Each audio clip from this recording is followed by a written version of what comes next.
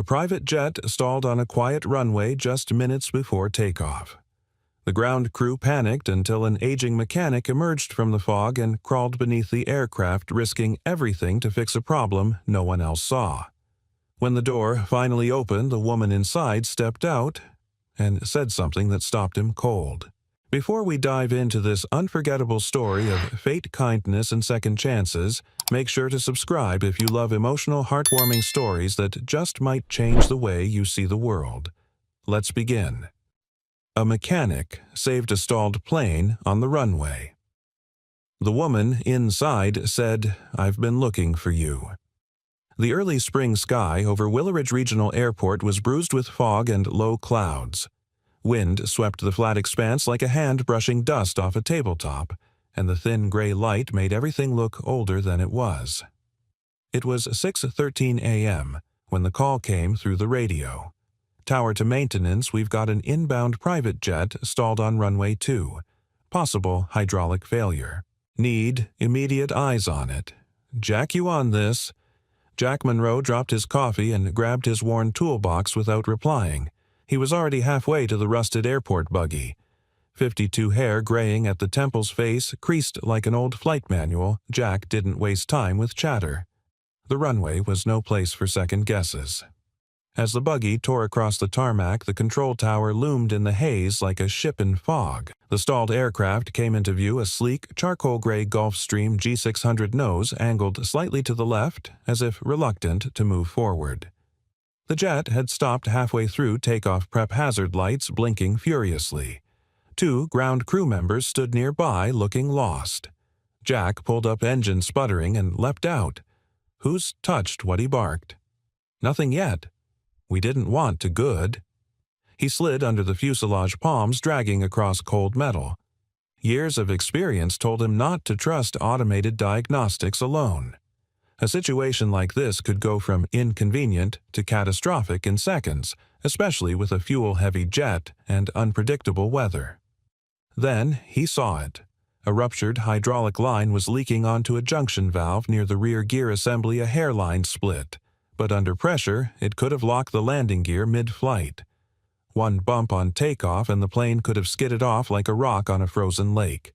Need a flare nut wrench and a copper patch. "Now," Jack shouted. The younger mechanic scrambled to the buggy, nearly tripping. Jack stayed crouched, hands, steady movements, calm but swift. His breath fogged under the belly of the plane. It reminded him of another time, another mistake. But there was no room for memory now. As the parts arrived, he worked fast, clamped the line, cleaned the joint, patched the valve. The temporary fix would hold just long enough to taxi the plane safely off the runway. "Tell the tower they can clear her in 30 seconds, he said, wiping his hands. "But she's not flying today." The younger crew member stared. "That's it. You just saved a Gulfstream from—" "I didn't save the plane," Jack muttered. "I bought time." Just then the cabin door hissed open. From the sleek interior stepped a woman, mid-40s tall, graceful, wrapped in a camel-colored trench coat despite the chill. Her dark auburn hair was clipped neatly, her heels inappropriate for tarmac, but she walked toward Jack with purpose, as if the runway were a red carpet only she could see. Jack tipped his cap out of habit, about to turn away. But then she spoke. "Wait, are you Jack Monroe?" He froze. Her voice wasn't surprised, it was certain. Her eyes, a deep storm gray, scanned his face like a long-lost photograph come to life. "Yeah," he said slowly, unsure. "That's me." The wind tugged at her coat. The sounds of the airport fell away like a muted reel. She stepped closer, barely a breath away. "I've been looking for you." Jack blinked, searching her face. "Do I know you?" She smiled, but it trembled. "You don't remember. But you changed everything." He stared, silent. "You fixed a van in the snow. You gave me your coat. You told me I was going to be okay when nobody else did." The memory hit him not in words but in sensation, bitter cold, a coughing engine, a teenage girl shivering in the back seat, blood sugar crashing him kneeling beside the wheel with frostbitten hands. A long time ago. Another life. I never even knew your name, she said softly, until today. Jack looked away, unsure what to say to a ghost that had returned with breath and tears. I'm sorry, he said finally. I didn't think it mattered. It did, she whispered. It still does. Behind them, the jet's engine gave a low whine. The air smelled of oil rain and something like fate. I'm Elena, she said. Elena Whitmore. Jack stiffened. That name, the founder of the Whitmore Foundation. He'd seen it on the news. The face a little younger, a little glossier. A philanthropist. A millionaire.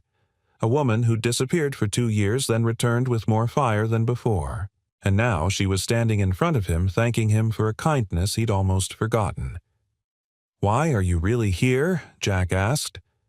Elena looked him straight in the eyes. Because I need your help again. But this time, not for me. He didn't know what that meant. He only knew one thing: something had shifted. The kind of shift that didn't happen on runways or under engines but inside a man's bones. He didn't believe in miracles, but sometimes he believed in echoes. And this one had just landed.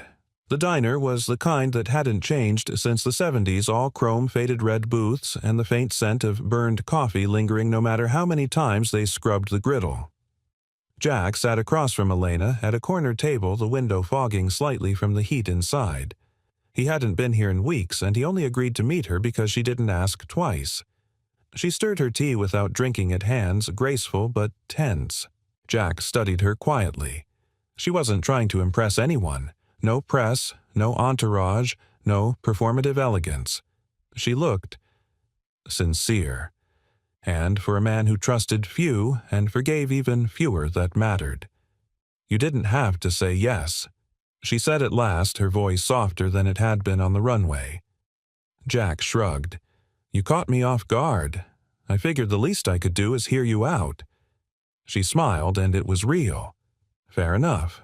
The waitress dropped off 2 plates of meatloaf and mashed potatoes, a special Jack didn't remember ordering but probably had out of habit. Elena picked at hers politely, but her mind wasn't on the food. So Jack said, folding his arms, You said I saved you. When she reached into her coat and carefully pulled out a small plastic envelope. Inside was a faded Polaroid edges curling with time. She slid it across the table. Jack picked it up. The photo showed a teenage girl in an oversized parka, his parka standing beside a rusted van. The front hood was up, and behind her was a young man in his 20s, crouched with a wrench in one hand and snow in his beard. Him. He didn't remember the picture being taken. On the back, scribbled in blue pen, were the words, he said the world still had good people. I believed him. Jack looked up stunned. That was back near Rockport, wasn't it, middle of nowhere? That busted van with the hand-painted logo, Grace House. Elena nodded. That was home, or at least what passed for it. She sat straighter as if anchoring herself before revealing more. I was 17. I'd been bounced around the system, foster home shelters, you name it. Grace House was supposed to be my last stop before I turned 18 and aged out. She paused, then continued, voice steady. That winter was brutal. One of the volunteers was supposed to drive me to the health clinic I hadn't eaten in 2 days, and I blacked out from low blood sugar. The van died in the snow 5 miles out. Jack listened in silence. Everyone passed us by, she said, lips tight, except one beat-up pickup truck that pulled over. You jumped out, didn't even ask who we were, just said, pop the hood. He remembered now, vaguely, a scared girl in the back seat, pale, curled under a threadbare blanket. Her lips were blue. You fixed the van, handed the guy $20 for gas, gave me your coat, and told me to hang in there. Then you just disappeared. Jack leaned back, stunned. You remembered all that. She nodded. I held on to that moment like a lifeline. I kept that photo in every bag I carried, college jobs, even boardrooms. Not because I thought I'd find you, but because I needed to remember that good people exist. Jack exhaled slowly. It was strange. The kindness he'd all but forgotten had grown into something massive inside her. A moment to him. A foundation to her. "You didn't have to come find me," he said quietly. "But I did," she replied, "because that night gave me a reason to believe, and now I want to give others that same reason." He frowned. "What do you mean?" She pulled out a tablet, swiped through some files, then turned it toward him. A video began playing young men and women in navy jumpsuits welding, hammering, learning mechanical repair in a large, brightly lit space. At the end, a teenager, maybe 16, looked into the camera and said, "No one ever gave me a shot before. This place changed everything. It's called the Lift Project," Elena explained. "We take kids who've aged out of the system or have criminal records and teach them trades, real practical skills. We give them a chance when the world won't." Jack watched the footage silently, something shifting behind his eyes. "We're opening a new facility here," she said, "and I want you to be part of it." He blinked. "You want me to what?" "Be our lead mechanical advisor, design the program, train the kids, be the guy who gave me my first second chance for someone else." Jack looked at her as if she'd just handed him a grenade. He'd spent years avoiding entanglements, refusing to let himself believe he had anything left to offer anyone. But now... "I'm not a teacher," he said finally. "You don't have to be. Just be who you are. Show up. That's more than most ever do." He shook his head, slowly overwhelmed. "Why me?" She smiled, not out of flattery, but truth. "Because I looked for you for 20 years. And because if you could save me when I was no one, imagine what you could do now." Jack stared at the photo again. A man in the snow, a van, a girl who looked like she'd given up. He hadn't done anything extraordinary. He'd just stopped, reached out, acted like she mattered. And now she was here living proof that kindness echoes even if you forget the sound of your own voice. He didn't answer her that night, but for the first time in years, Jack Monroe walked out of the diner not feeling alone, but like the first domino in something much bigger than himself had just begun to fall. The next morning, Jack was back in his garage, his sanctuary. It smelled like motor oil and damp concrete, and sunlight filtered in through the half-open bay door in stripes. Tools hung on the wall like soldiers in formation, and the old radio in the corner mumbled out blues guitar barely loud enough to fill the space. He worked with focus, tuning the carburetor on a 1986 Bronco for a guy named Pete, who ran the local bait shop.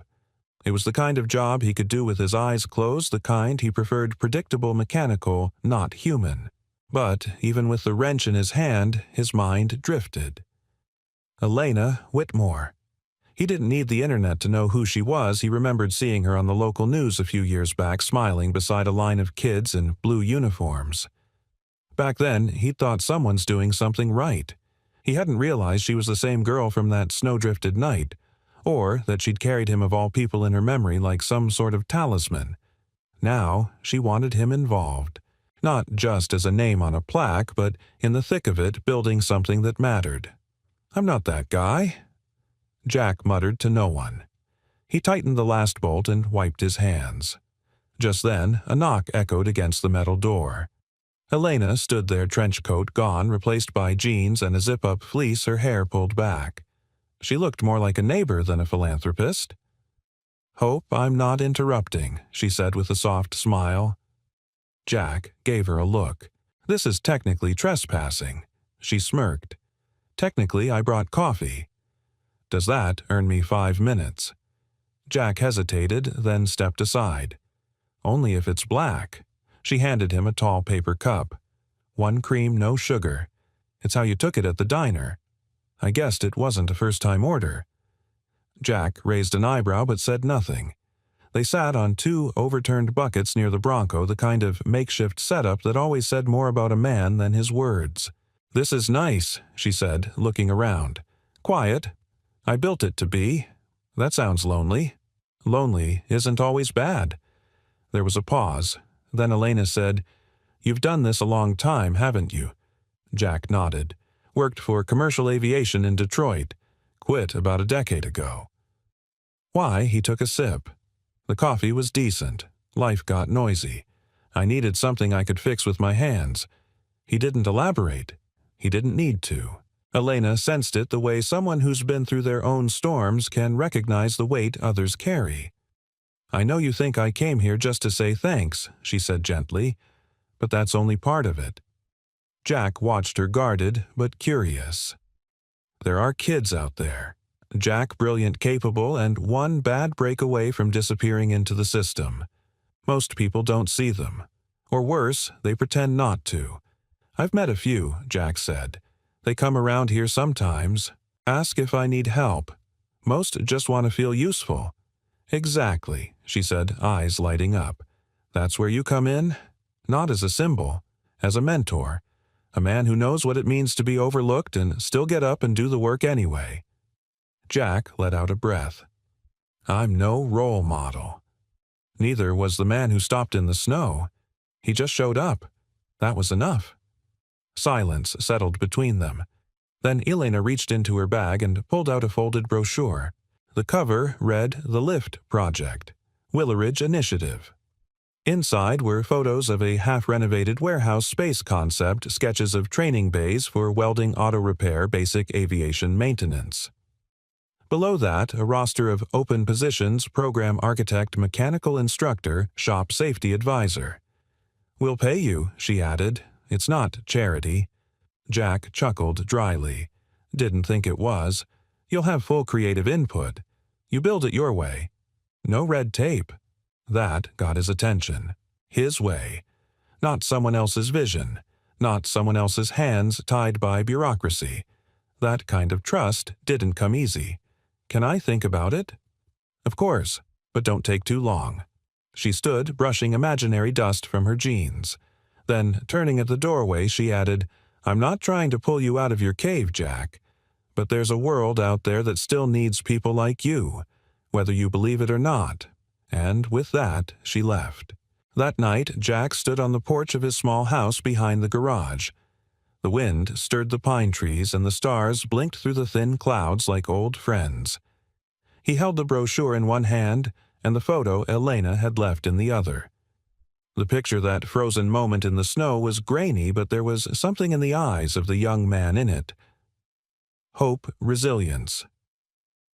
Maybe just fatigue.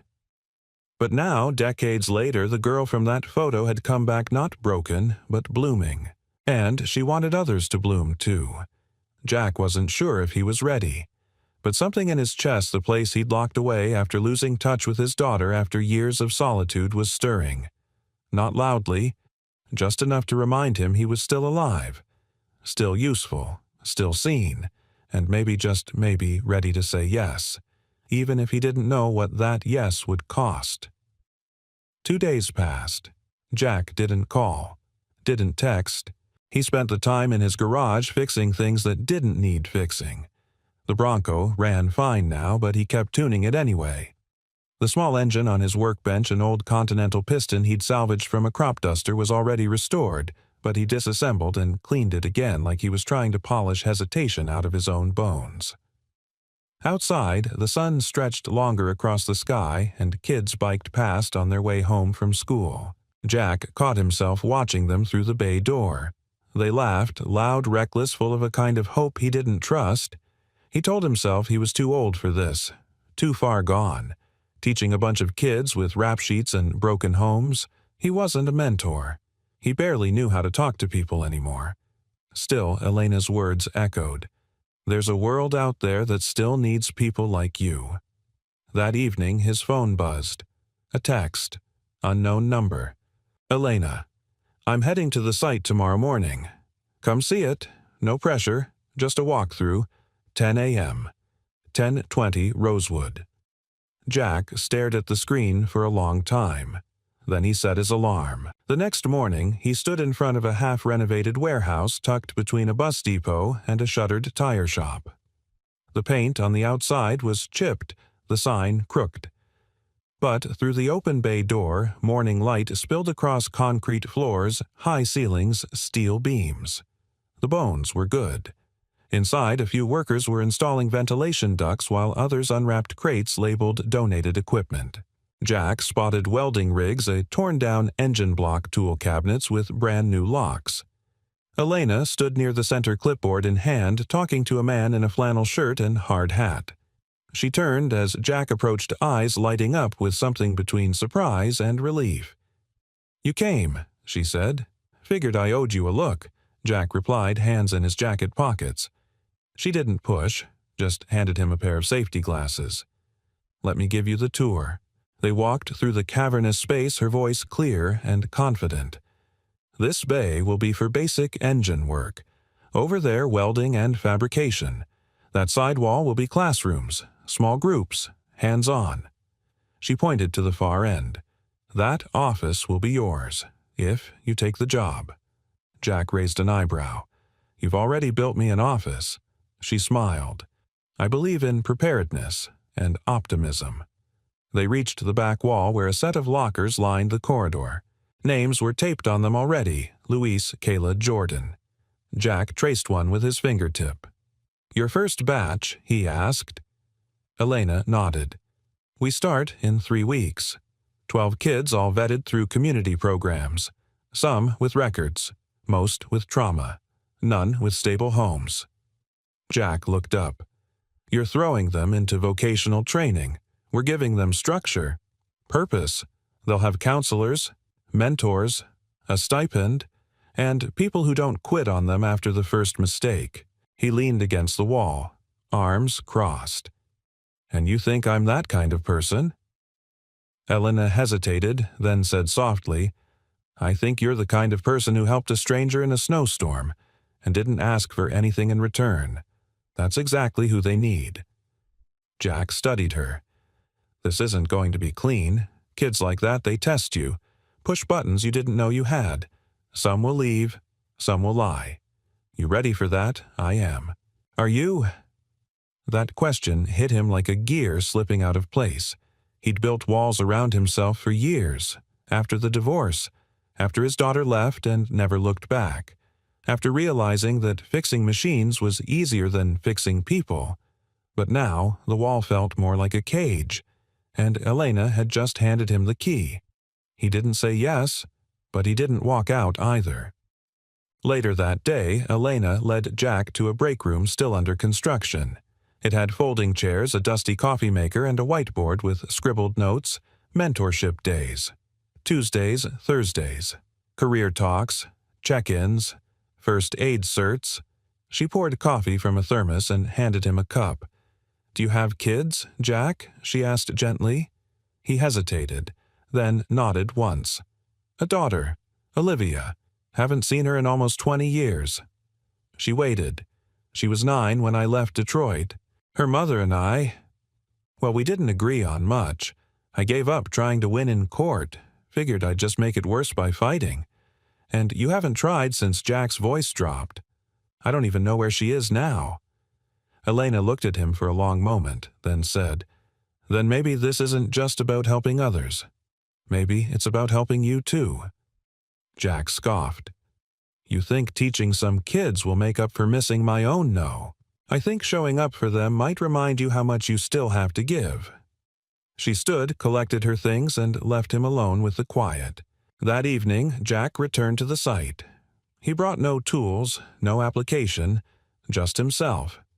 He walked the bays again, this time alone, touched the cold steel of the engine blocks, imagined voices echoing here, laughter, frustration, progress. At the far wall, someone had spray-painted a phrase half-finished: "Build what they said you couldn't." He stood in front of it for a long time. Then he walked to the lockers, pulled a pen from his pocket, and above the name Luis he wrote, "Tomorrow starts here." He didn't say it out loud, but inside he knew yes. The first day at the lift project began not with celebration, but with smoke. Jack arrived early. The warehouse still smelled like new paint and fresh ambition.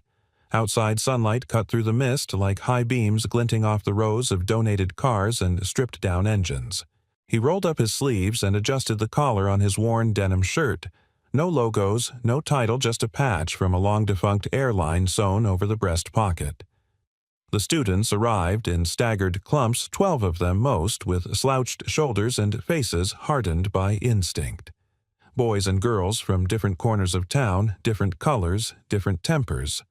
Some looked curious. Others looked already half gone. Jack watched them silently from the bay doorway, taking mental notes. One kid, Luis, hung back near the wall, arms crossed hoodie up despite the heat. His eyes darted like someone used to watching exits. Elena greeted the group from center floor, her voice calm but clear. "This space is yours now. You belong here. No one's here to save you. You're here to build your own future. And you're not alone anymore." Jack stepped forward when she motioned to him. "This is Jack Monroe. He's the one you'll be working with most days. You break something, he'll show you how to fix it. You fix something, he'll show you how to make it better." Jack eyed the group, expression unreadable. Then he simply said, "Show up, stay sharp, ask questions. That's all I need from you. No grand speech, just what mattered." 3 hours later, the shop floor buzzed with life. Wrenches clinked, engines coughed. The overhead fans turned slow and steady. Luis stood near a bench, turning a socket wrench in his hand like it was a foreign object. Jack approached him casually. "Chevy V8, 1992. Ever seen one stripped?" Luis shrugged. "Seen one in flames." Jack nodded. "Fair, but this one's not going to bite." He handed the kid a shop towel. Luis didn't smile, but he didn't walk away either. Progress. Around noon, a piercing alarm blared through the warehouse. Strobe lights flashed overhead, red and jarring. Elena ran in from the hallway. "It's the scheduled fire drill," she said, raising her voice. "Everyone to the south exit now." Jack waved his arm. "Let's go. Leave tools, move fast, single file." The students shuffled toward the exit, a few laughing, a few rolling their eyes. But Luis froze. He stood in place, rigid as if the sound had paralyzed him. Jack noticed immediately and turned back. "Luis." The kid's eyes were wide, breath shallow. He was trembling. "Luis," Jack said firmly, stepping close. "It's a drill, not a real fire. You're safe. Can you hear me?" Luis's mouth opened, but no sound came out. His hand clutched the work table, knuckles white. Flashback. Jack knew the signs. Panic. Trauma triggered by the alarm, the noise, the chaos. He didn't touch him. Didn't shout.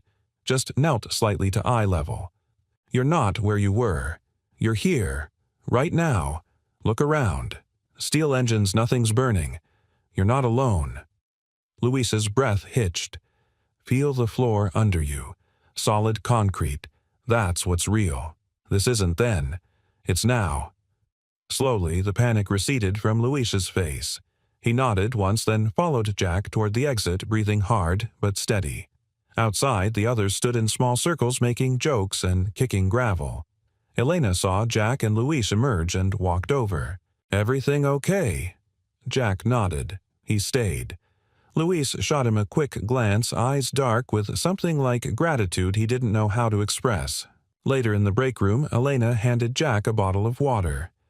"That could have gone very differently," she said quietly. Jack unscrewed the cap, leaned against the counter. "Kid's been through something. You could see it all over him. Most of them have. Some hide it better. You handled that well." Jack looked down at his hands, calloused, oil-stained, too used to metal and wires. He never thought they'd be used to steady a scared kid without touching a single bolt. "I didn't do much. You saw him. That's more than most adults ever did." She hesitated, then added, "You know, the first few months I was in the system, I flinched every time a door slammed. Took a year before I could sit with my back to a room." Jack looked at her. "You seem pretty steady now." She smiled. "I am. But only because someone once said 5 words that changed everything." "What were they?" "You're not broken. Just bruised." Jack absorbed that. It landed somewhere deeper than he expected. That night, Jack sat at his kitchen table with the lights dimmed and a notebook open. On the page were scribbled names: Luis Jordan, Kayla, Tanya, the kids in the program. Next to each name, he jotted notes. Not just skills, but who sat alone at lunch, who made others laugh, who asked for extra tools and who didn't speak at all. He didn't know if he'd make a difference. But today, he'd kept a kid from spiraling. Tomorrow, maybe he'd teach one how to rebuild a transmission, one bolt at a time, and just maybe somewhere between sockets and spark plugs they'd rebuild something even more important, a sense of self. Because today, a wall cracked. Not just Luis's, his own. The next week settled into a rhythm Jack hadn't felt in years and hadn't realized he missed. Mornings began with the rumble of garage doors rolling up, the clatter of wrenches, the buzz of grinders. The kids trickled in early sometimes, tired, sometimes irritable, always carrying more weight than tools. But Jack met them where they were, not with pep talks but with presence. He taught them to listen to machines. And in return they began slowly to listen to themselves. But on Thursday, just as Jack was cataloging a set of donated carburetors, Elena knocked lightly on the frame of his office door, holding something in her hand. "Got a minute?" Jack looked up, nodding.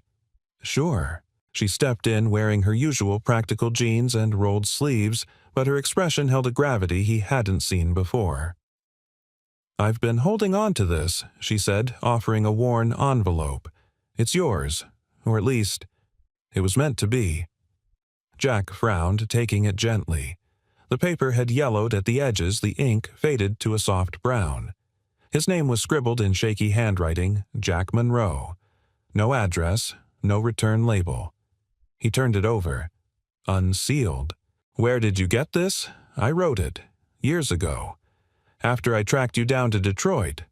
Jack blinked. "You tracked me down." "I tried," she said softly. "After I graduated, after I built the first version of the lift project.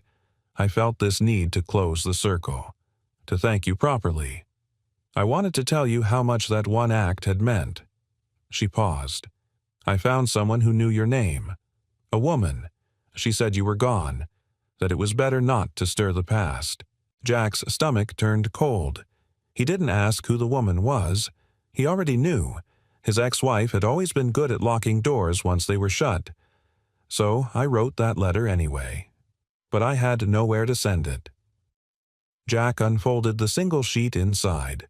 The handwriting was unmistakably younger, more earnest. "Dear Jack, you probably don't remember me, but I remember you. You stopped your truck in the snow when no one else would. You fixed a van. You gave me your coat. And for the first time I felt like someone thought I mattered. I don't know if you ever wondered what became of that girl in the back seat, but she made it. She got out. She made something of herself, because you helped her believe she could.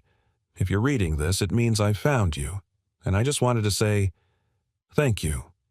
You saved more than an engine that night. You saved me." Elena Jack's eyes didn't blur easily. He'd trained them not to, but halfway through that letter he had to fold it shut. "I didn't think it would matter," he said hoarsely. "Back then it was just instinct. Help the girl, fix the van, get back on the road. But it mattered to me." Elena sat across from him, elbows resting gently on the desk. "You said something once, that you're not a teacher, that you're not someone who inspires." She tilted her head. "But this place, these kids, they wouldn't be here if you hadn't pulled over on a snow-covered road 29 years ago." Jack shook his head slowly. "I didn't build this." "No," Elena said, "but you lit the match. I just carried the flame." They sat in silence for a moment, the sound of students hammering in the background like a heartbeat. Then Jack said, "I used to wonder if the best parts of me were already behind me." Elena smiled, gentle and steady. "They're not." Later that day, Jack found himself in the classroom watching Luis work alongside 2 other students.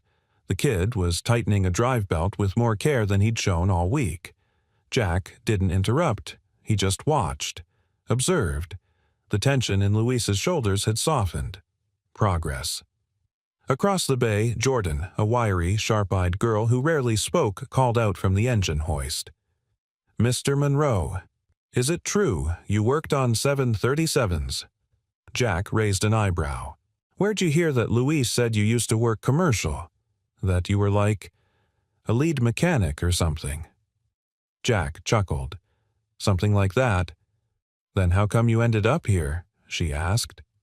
The question was sharp, but not unkind. Jack answered honestly. "Because I spent too long fixing things that didn't matter, and then I met someone who reminded me that people do." Jordan didn't respond right away. Then she nodded.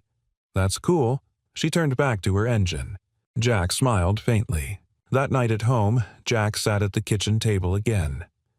The letter from Elena rested beside a photo he'd pulled from a dusty drawer, a picture of Olivia, his daughter, on her 9th birthday. Pigtails, cake smeared on her cheek, his arm around her shoulder. He hadn't thought about her in a long time without pain, but now it came with something new, a question. Does she remember me? Does she wonder where I am? Jack took out a clean envelope. For the first time in years, he began writing not because he had to, but because he wanted to. Back at the lift project the next morning, Jack pinned Elena's letter to the inside wall of his office behind a laminated sign that read, "One act of kindness can echo for decades." He didn't need to display it publicly, but he wanted to remember. Because sometimes the things you think are lost are just waiting for the right person to find them again.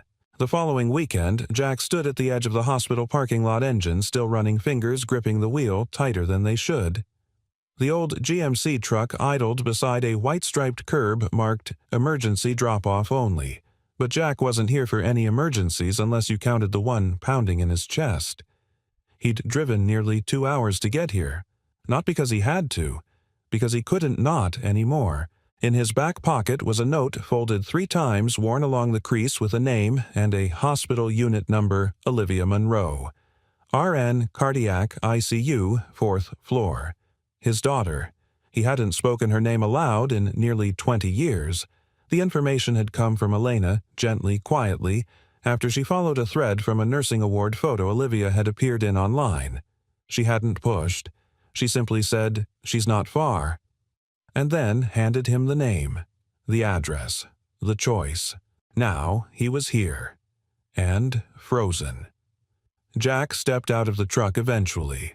The sun had climbed high, casting sharp shadows across the lot, but the wind had a lingering chill, the kind that always reminded him of things unfinished.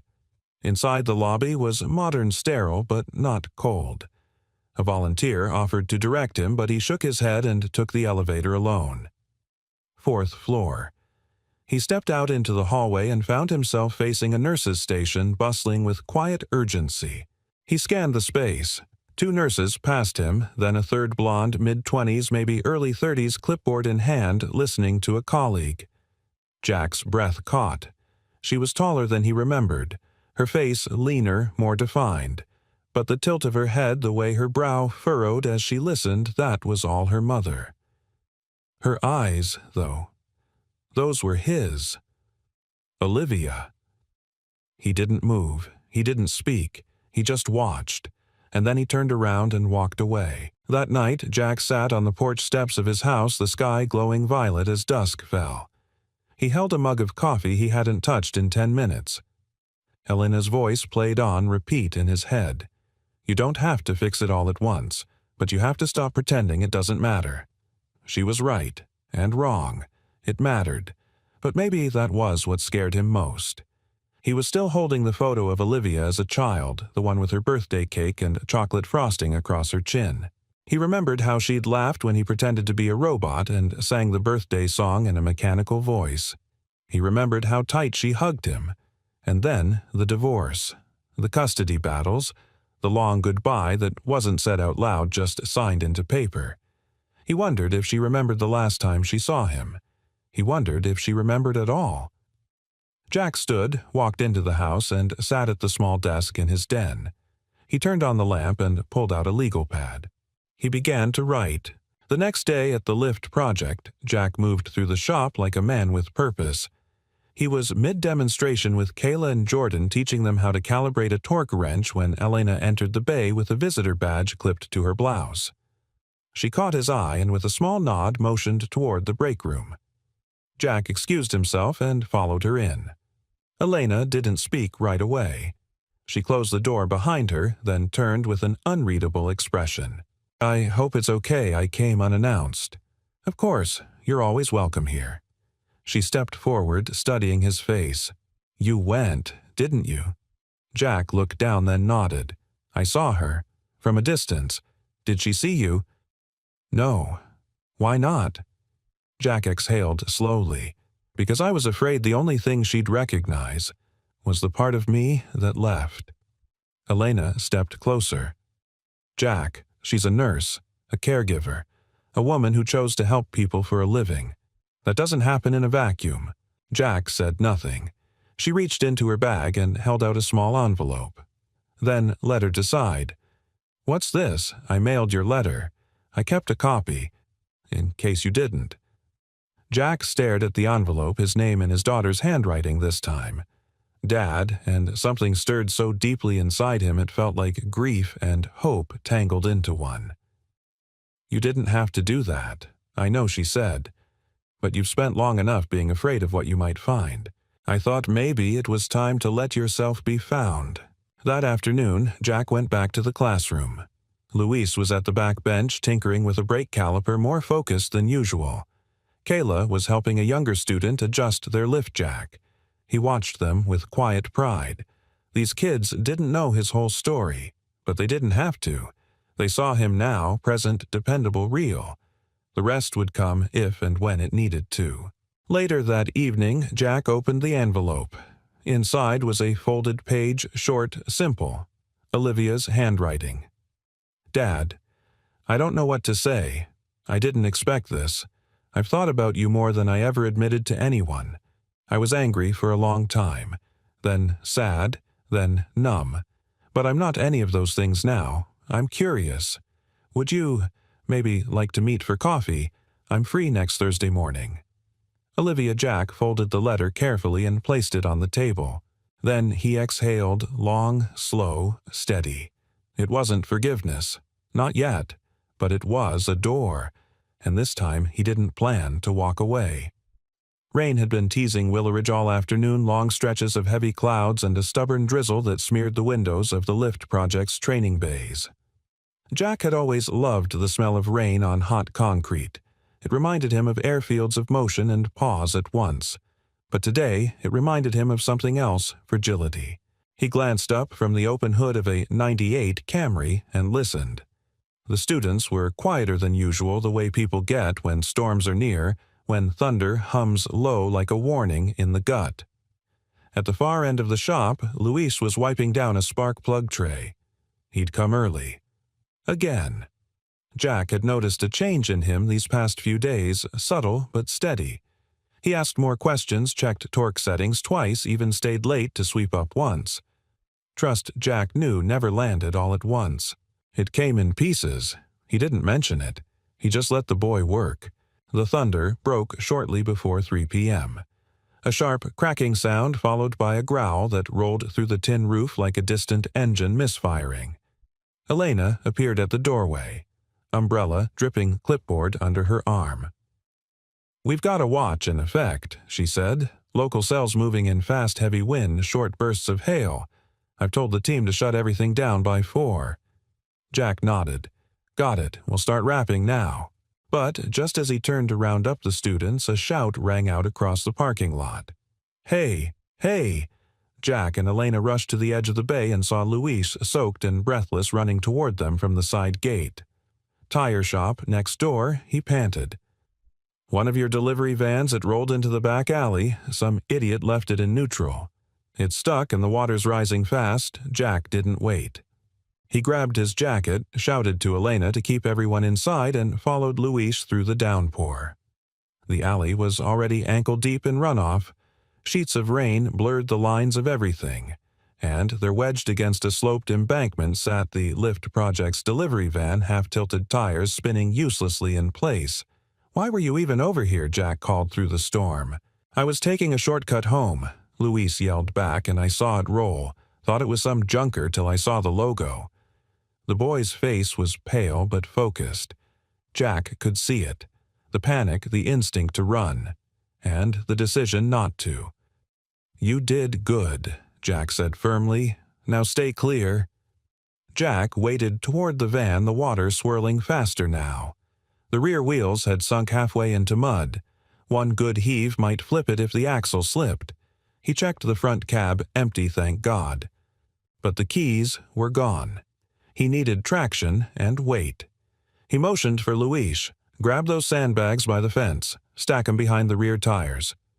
Fast Luis hesitated for half a second, then nodded and bolted. Jack climbed into the driver's seat. The engine wouldn't start flooded. He popped it into neutral and shouted, "Push on 3." Together soaked to the bone, man, and boy leaned into the storm. 1, 2, 3. The van groaned, then inched forward with a sucking sound, wheels breaking free of the mud. Again, another heave, another foot of progress. The water sloshed around their knees now. Finally, the van cleared the slope and rolled to level ground. Jack threw on the emergency brake and stepped back, panting. Luis stood hunched nearby, chest-heaving, hair plastered to his forehead. "That was insane," he said between breaths. "We could have flipped it." "Yeah," Jack replied, catching his own breath. "But we didn't." "I didn't know I could do that," Luis admitted. Jack looked at him, really looked at him. "Now you do." Back at the shop, Elena had towels and blankets ready. The power had been cut as a precaution, and students sat in a circle with flashlights and half-eaten vending machine snacks. Jack and Luis entered like survivors from a different world, dripping but alive. Elena's eyes widened. "You ran into that storm." "Not alone," Jack said, patting Luis's shoulder. "Kid here made the call." Luis flushed, looking down. "We'll talk about judgment later," Elena said, hands on hips. "But thank you." She glanced at Jack. "You okay?" He nodded. Been through worse, and he had. But something about today felt different. Later that night, the storm passed. The parking lot glittered with puddles, and the air smelled like ozone and second chances. Jack lingered by the bay doors long after everyone had gone. Elena joined him with 2 mugs of coffee. "You ever notice," she said, "that it takes a storm to remind us what we're made of?" Jack took the cup and nodded. "Luis stepped up today," she added. "But he followed someone who didn't run." Jack didn't respond at first. Then he said, "That boy's been waiting his whole life to be told he could handle something. And now he knows." They stood in silence for a moment, watching the clouds break apart to reveal a sliver of moonlight.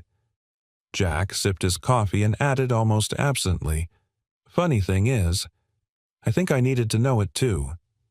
Elena smiled. Then maybe the storm did its job. Jack looked out at the quiet night. "Yeah," he murmured. "Maybe it did." By the time Monday came, the storm was only a memory, though the ground behind the lift project still bore its muddy scars. Inside the warehouse, things returned to rhythm drills, hummed tools clanked, and the air was thick with the scent of steel and oil. But for Jack, something had shifted. It wasn't the storm that changed him, it was the boy who didn't flinch inside it. Luis had walked into the shop that morning, not as the quiet kid with his hood pulled low but with his sleeves rolled up, asking what engine they'd take apart next. Jack gave him a nod that said everything he needed to, "You earned this." But just as he began reviewing a new wiring diagram with Kayla, a voice called from the bay door. "Jack, you've got a visitor." It was one of the volunteers from the front office holding up a cell phone. She asked for you by name, said it was important.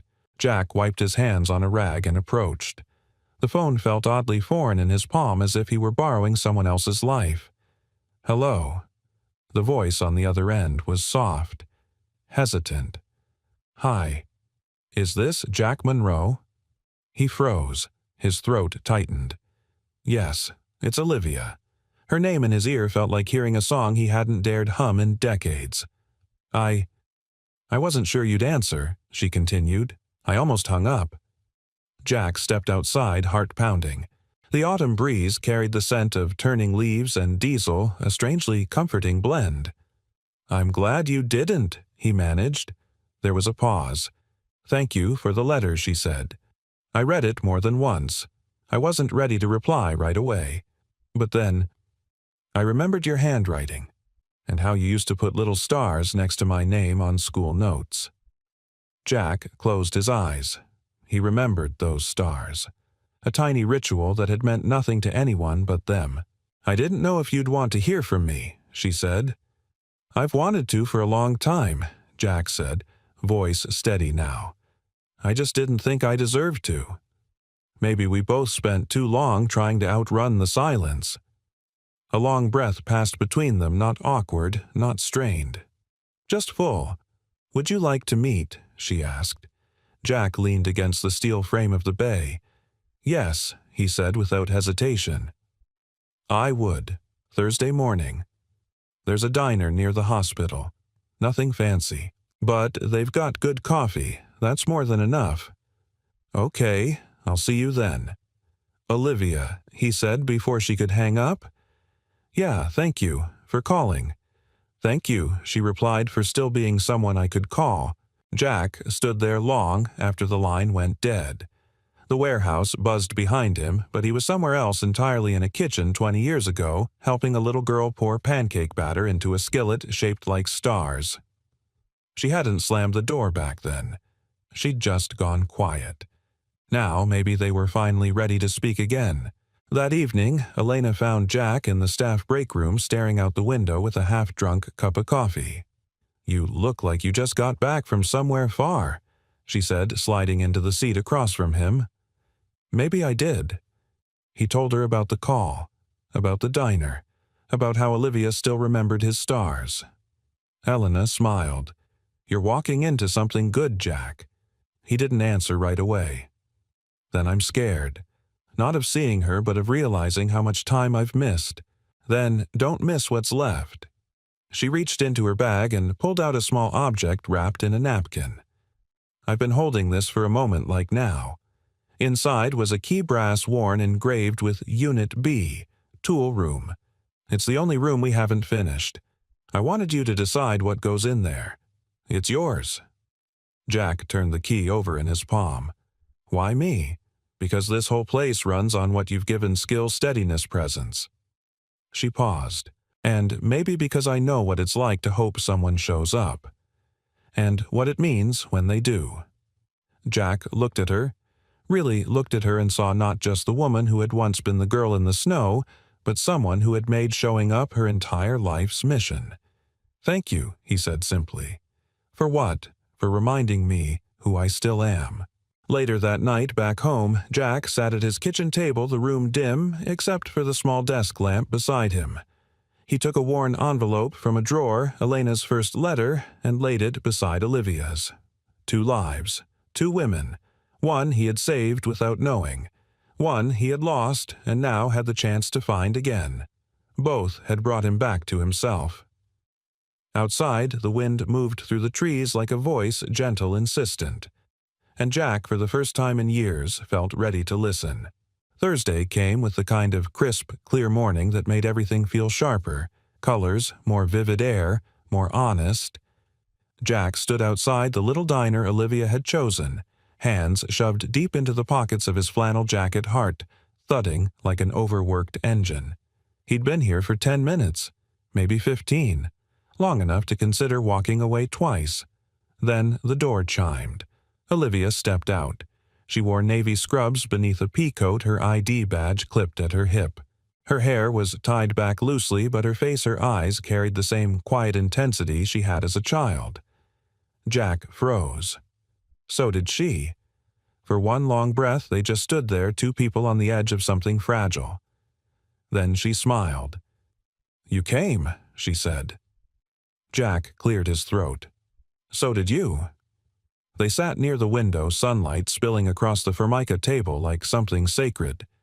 Neither rushed. They talked. About safe things at first, her job at the hospital, the night shifts, the stubborn patients. Jack shared a little about the lift project, the kids, the tools, the muddy alley with the runaway van. Then came the silence, and the questions buried beneath it. Why didn't you come back? Olivia asked, finally not accusing, just asking. Jack looked down at his coffee. Because I thought I'd only make it worse. Your mom didn't want me around. And I I didn't think I had the right to fight anymore." She nodded slowly. "I waited a long time, Dad. At first I thought maybe you'd just show up at school one day. Then later, I figured, maybe you forgot." "I never forgot," Jack said, voice low. "Not one day." He reached into his coat and pulled out the folded photo, the one of her at age 9, chocolate frosting on her cheeks. He placed it gently on the table between them. "I carried this with me through everything. I just didn't know how to carry it to you." Olivia looked at the picture for a long time. Then she looked at him. "I think I wanted you to be perfect for a long time. But now I just want you to be here." Jack felt something release inside him, a valve, maybe, or a lifetime of pressure bleeding off quietly. "I can do that," he said, "if you'll have me." She nodded. "I'd like that." 2 weeks later, the Lift Project's main auditorium buzzed with energy. The grand opening had finally arrived. Community leaders, donors, parents, and students all gathered beneath the tall industrial lights strung with soft, warm bulbs.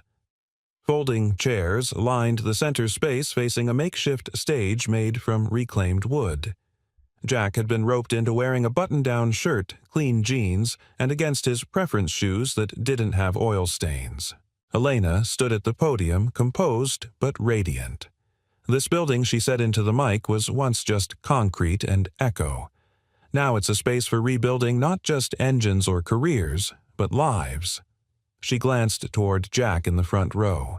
"And there's someone here who understands that better than anyone." Jack shifted in his seat, uncomfortable but moved. "This man fixed my van when I was a lost kid. Gave me his coat. Never asked for thanks. He forgot the moment I never did. Because that one act gave me the idea that people, no matter how broken they seem, can still show up for others." The audience quieted. Today, he doesn't just fix machines. He helps young people fix what they thought couldn't be repaired in their hands and in their hearts. She stepped aside. "Please welcome Jack Monroe." Applause filled the room like thunder. Jack walked slowly to the mic, rubbing the back of his neck. He hated speeches. But somehow, this didn't feel like one.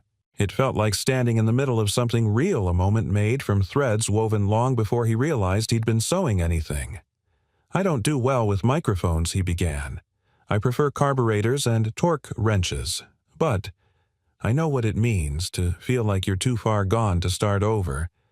And I know what it means when someone proves you wrong." He looked at the students. Luis caught his eye, seated next to Kayla, jaw set, proud, and fighting it. "You all are proof. You showed up. You did the work. And you keep showing up. That's all anyone can ask." He stepped away from the podium. People clapped again, but quieter, as if honoring something deeper than applause. And then, just before he could sit, a voice rose from the side of the stage. "Excuse me," Olivia said, stepping forward. "Can I say something?" She wore a navy blouse and simple slacks, her hospital ID still clipped to her hip. Jack's eyes widened. She took the mic with a smile that carried both courage and trembling. "I didn't come here today to speak. I came to listen. But then I realized I needed to say something I've never had the chance to." She turned toward Jack. "You didn't just save one girl all those years ago. You saved 2. The room stilled. Me and her. The one in the snow. And I want you to know I'm proud to be your daughter." Jack didn't move. Couldn't. Tears burned behind his eyes as the applause rose again, but softer, reverent, the kind reserved for homecomings. Olivia stepped off the stage, walked toward him, and wrapped her arms around his chest like she had when she was a child. Only this time he held on longer. That night, after everyone had gone, Jack stood in the bay alone. Lights dimmed the place quiet again. Elena joined him, a soft smile on her face. "Well," she said, "that was one hell of a moment." Jack nodded, eyes still damp. "I didn't know what to say when she came up there." "You didn't have to. She said it all." They stood in silence for a while. Then Jack said, "You know, I used to think redemption was for other people, the ones who didn't mess things up beyond repair. Elena placed a hand gently on his arm. And now I think, maybe all it takes is showing up. She smiled. Told you so. And for once, Jack didn't argue. 2 weeks after the auditorium ceremony, the sound of compressed air tools and laughter filled the bays of the lift project like a living pulse. The walls, once echo chambers of concrete and uncertainty, now held memories not just of engines fixed or welding sparks, but of moments. Moments of trust built. Moments of walls lowered. Moments of people young and old coming back to themselves. Jack moved through the shop like a man who'd always belonged there, though it had taken him half a lifetime to arrive. He didn't bark instructions the way some instructors did. He showed. He guided. And sometimes he just stood nearby, hands folded, letting the kids figure things out on their own. Luis was the first to complete the entry-level certification program. The moment was marked not by speeches or banners, but with a simple moment at Jack's workbench. Jack handed the boy a small silver socket wrench, new gleaming. "Your first real one," he said. "Not a loaner. It's yours now." Luis looked at it unsure. "I don't have to give it back." Jack shook his head. "You earned it. Just one rule. What's that? You help someone else earn theirs." Luis didn't say anything, but his grip on the wrench tightened and he nodded, sharp, determined. Jack saw the promise behind it. At the far end of the garage, Kayla was guiding a new recruit, a wiry 15-year-old named Marcus, through the disassembly of a lawnmower engine. Jack watched quietly. A few months ago, Kayla barely made eye contact. Now she taught with quiet confidence, adjusting Marcus's grip and pointing out torque specs without hesitation. This, more than any trophy, was what the lift project had always meant to be. Jack spent his afternoons helping the students convert an old storage room into a communal space. It was dusty and cramped, but the kids insisted it could be more. So they painted the walls a warm sand color. They built benches from scrap wood and brought in books, a second-hand mini-fridge, and even a used coffee machine donated by a retired mechanic down the road. They named it the Pit Stop, a place to recharge. One afternoon, Jack hung a corkboard on the back wall. On it, he pinned photos. A snapshot of Luis beside the delivery van he helped recover. Jordan welding her first clean seam. A group picture from the grand opening, Jack standing beside Olivia, both laughing mid-sentence. Elena walked in as he was pinning one more photo of the original crew with Day 1 scrawled on the bottom corner. "It's starting to look like a real history wall," she said. Jack nodded. "It is." She stepped closer, tilting her head toward the final photo. "You thinking about what comes next?" He paused. "Actually, yeah." She raised an eyebrow. "Tell me." Jack gestured around the space. "I've been thinking about setting up a peer mentorship structure. Let the older students lead shop sessions. Give them the floor." Elena's eyes brightened. "That's exactly what I hoped would happen. Also, thinking about expanding, we've got more applications than space." She laughed. "You're starting to sound like a founder." Jack smirked. "Let's not get ahead of ourselves." "Too late," she said, handing him a sealed envelope. He opened it. Inside was a printed letter on Lift Project letterhead. It read, "We hereby appoint Jack Monroe as lead program developer. Mechanical Division, with full authority to shape and expand the curriculum in accordance with our mission to empower underserved youth with skills, confidence, and second chances." Jack blinked, then looked up at her. "You serious? Dead serious? I thought you already made me that. You were acting like one. Now it's official." He swallowed the emotion rising in his throat. "I don't have a fancy degree, Elena. I don't have letters after my name. You've got something better, a lifetime of lessons no classroom can teach. And a room full of kids who'd follow you anywhere." Jack ran a hand through his hair. "Guess I better get used to making speeches." "Nah," she said with a grin. "Just keep doing what you've been doing, showing up." That weekend, Olivia returned for another visit. She brought homemade cornbread and a set of personalized shop aprons she'd had embroidered for the crew. Jack took her on a full tour this time, not as a visitor, but as someone introducing her to his world. She met Louise Kayla Jordan. She even helped Marcus patch up a busted chain on a bicycle someone had donated. The kids loved her, and Jack could tell Olivia lit up around them. Later that evening, as father and daughter sat on the back porch of Jack's house, she said quietly, "I didn't know how to picture you all those years. But now I see it." Jack turned to her. "See what you weren't gone. You were just waiting for the right place to be found again." Jack didn't speak. He just reached out and took her hand, and they sat like that as the stars emerged above the pines, soft, steady, silent. The next morning at the shop, Jack arrived early. He entered the tool room, the last room in the entire warehouse that still smelled like dust and rust. He placed a small plaque on the inside of the door. It read, "The rebuild room, for the pieces we thought we'd lost. For the hands that keep trying. For those who believe it's never too late." He stepped back, looked around the empty room, and smiled. Tomorrow the kids would start turning it into a machine lab. Today, it was just a quiet space full of potential. And for Jack Monroe, that was everything he needed to believe in what came next. The autumn air had turned crisp, the kind that made you pull your jacket a little tighter and breathe a little deeper. At Willowridge Regional Airport, the runway stretched long and quiet beneath a golden morning sky. It looked almost exactly the same as it had months ago, still gray, surrounded by pine trees on all sides. But everything was different now. Jack stood near the edge of the tarmac with Louise and Jordan by his side, both in Navy shop coats embroidered with Lift Project, Apprentice Crew. Between them sat a gleaming piece of equipment on a trailer, a fully restored Continental aircraft engine, vintage compact once forgotten in a salvage yard now running like new. "Not bad for a team of rookies," Jack said, patting the engine's cowling with pride. Louise grinned. "Not bad for a guy who used to say, 'I don't teach.'" Jack chuckled. Yeah. The three of them turned as the hum of an approaching aircraft began to rise in the distance.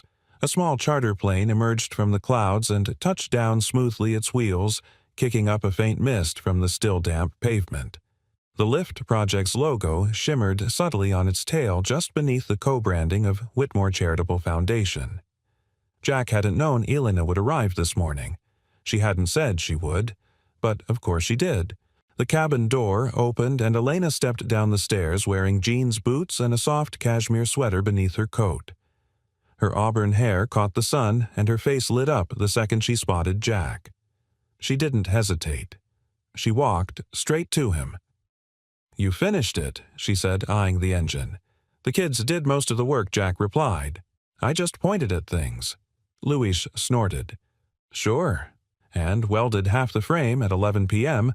with a flashlight in his mouth. Elena raised a brow. "That's the man I remember." Jack met her gaze. "I'm not sure I ever stopped being him.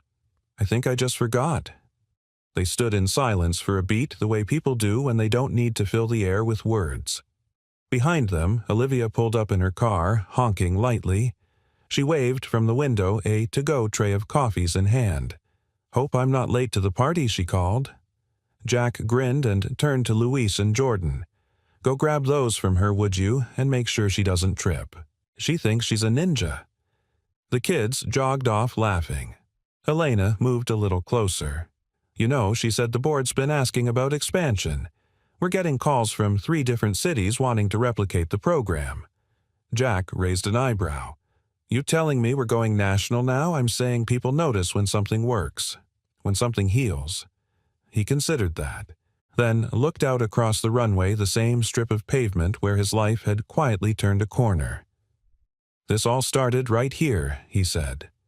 "Me, crawling under a jet. I had no business fixing that fast. You, stepping out like you knew me from another lifetime." Elena's voice was soft. "I did. In a way, I did." Jack looked at her and something in his chest settled like a gear finally catching. "You found me," he said. She smiled. "You let yourself be found." He reached out and took her hand, not like a grand gesture, but something quieter. Something earned.